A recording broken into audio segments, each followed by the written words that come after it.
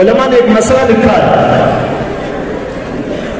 کہ اگر کوئی تاجر ہے، بزنس مین جو تجارت کرتا ہے، عام طور پر مسلمان تجارت کرتے ہیں، تو جو بھی مسلمان تجارت کرتا ہے اس پر ضروری ہے کہ تجارت کے مسائل اور کاروبار کے مسائل، بیع و شراء کے مسائل وہ حاصل کر لے اور اسے معلوم ہو کہ تجارت کیسا کرنا چاہیے، تجارت کا طریقہ اسلام میں کیا ہے، حلال کیا ہے، حرام کیا ہے، کن باتوں سے بچنا ہے، کن باتوں کا چلنا ہے۔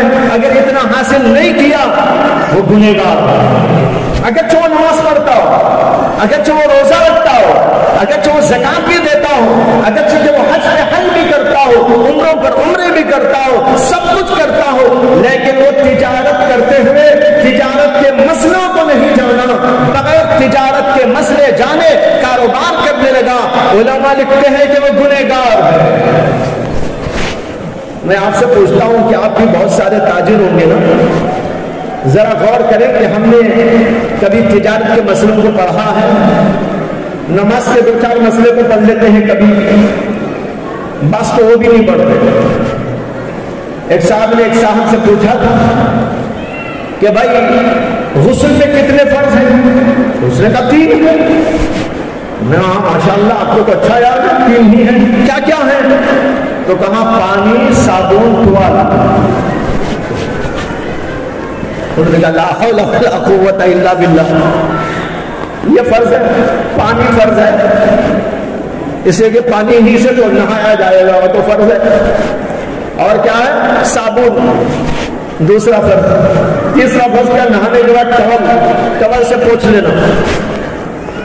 یعنی بہت سے مسلمان وہ ہیں جن کو یہ تک مسائل نہیں معلوم ہے کہ جو ہے فرائض غسل کیا، فرائض نماز کیا، فرائض وضو کیا، لیکن چلو کچھ وہ بھی حاصل کر لیتے ہیں، تب بھی میرے خیال میں کروڑوں میں ایک صاحب ایسے ہوں گے تاجر جو کبھی عالموں کے پاس میں آ کر کتاب البیع پڑھ کے چلے گئے ہوں، حلال کیا، حرام کیا، کاروبار کا طریقہ کیا، تجارت کے اصول شریعت میں کیا ہے، کس طرح کاروبار شریعت میں ہوا کرتا ہے، یہ پوچھ کر جانے والے تو میرے خیال سے لاکھوں میں۔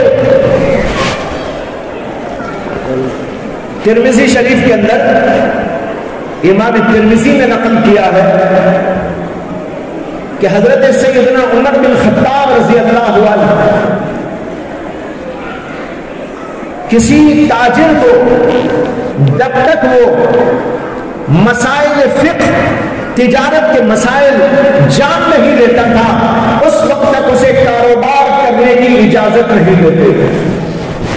مدینے میں قانون تھا کہ اگر آپ کو منڈی میں آنا ہے، بیپار کرنا ہے، اور آپ کو کوئی دکان لگانا ہے، تجارت کرنا ہے، تو آپ کو مدرسہ جانا ہوگا، کسی عالم کی خدمت میں جانا ہوگا، وہاں پر تجارت کے مسائل حلال کیا حرام کیا جاننا ہوگا، جاننے کے بعد یہاں حضرت عمر نے ایک صاحب کو جا کر پوچھا کہ تم نے دکان کھول رکھی ہے، مسائل کھول لیے؟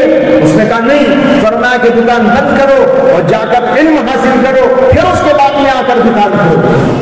یعنی وہاں لائسنس اگر ملتا تھا کاروبار کا تو اس کے لیے شرط تھی مسائل کو جان کر مدرسے کی سرٹیفکیٹ لے لیا۔ لیکن آج کیا دور ہے، نہ حلال رہا نہ حرام۔